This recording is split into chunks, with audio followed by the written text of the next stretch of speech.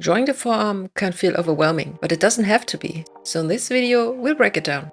We'll cover just enough anatomy to make it useful for drawing the forearm bones, the key muscle groups, how they affect the silhouette, and how they shift across different poses. Whether you're drawing from imagination or reference, this will help you make your arms feel more solid and believable. The forearm is built on two long bones, the radius and the ulna.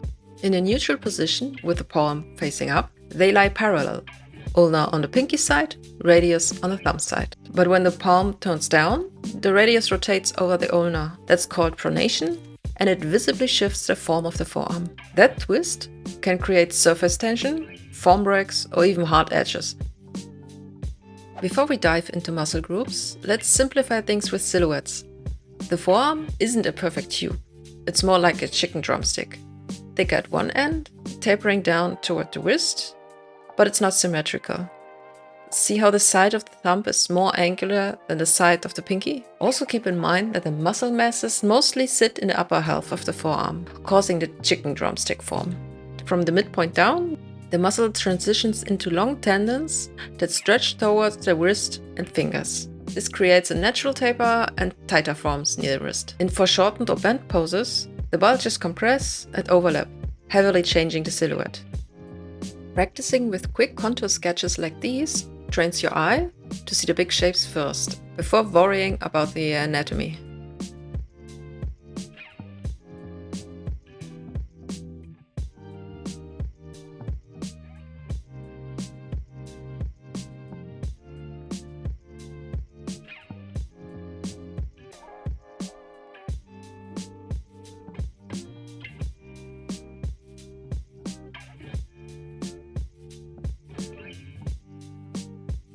There are a lot of muscles in the forearm, but we will simplify them in three main muscle groups.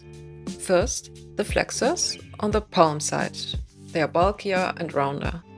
Second, the extensors on the back of the forearm. They are more tendinous and flat. And finally, the ridge muscles, especially the brachioradialis, which runs diagonally across the top outer edge and visually connects the upper arm to the forearm. With the palm facing up, the flexor group takes the spotlight. When drawing, you don't need to show every strand. Just capture the overall swelling that starts near the elbow and gently flows towards the wrist. Depending on tension, you might see sharp tendons near the wrist. Just try it out by looking at your own wrist while making a fist. There might be multiple strands showing up. With the palm facing down, the flexor group can still be visible a little bit on the pinky side. But on this side of the forearm, the extensor muscle takes most of the space. They tend to be flatter and leaner, and the muscle forms come from the outer elbow and travel to the base of the wrist.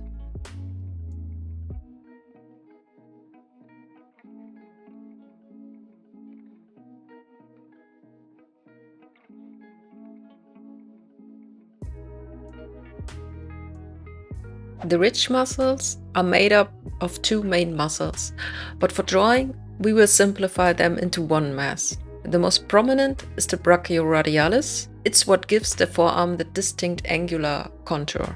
It starts on the upper arm, between the brachialis and the triceps, and then runs diagonally across the forearm before narrowing down into a tendon that connects near the thumb.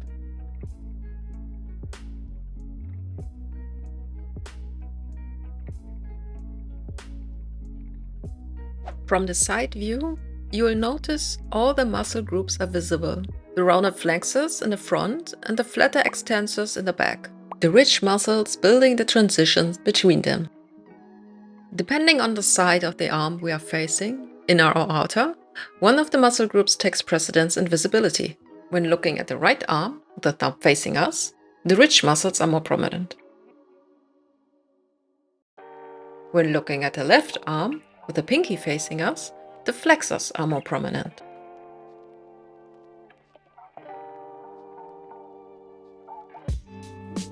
When the arm bends, especially at 90 degrees, the forearm muscles compress near the elbow.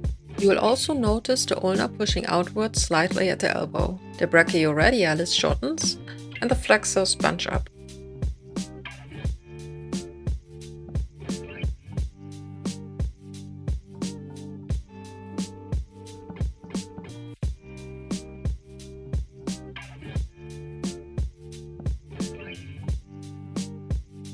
In the foreshortened views, the forearm gets tricky.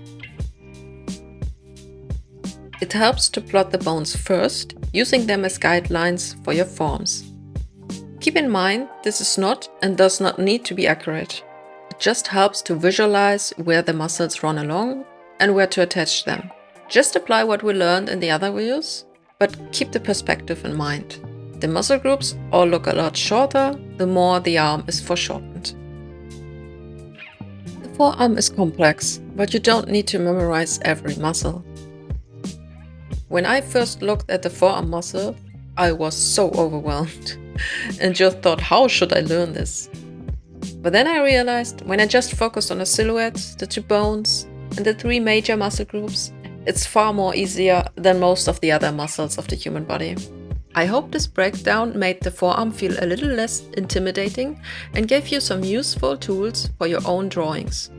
If you want to keep building your anatomy skills, I've got more videos covering other muscle groups, so definitely check those out. And if you'd like to follow along as new ones come out, hit subscribe so you don't miss the next part of the series. Thanks for watching and keep drawing!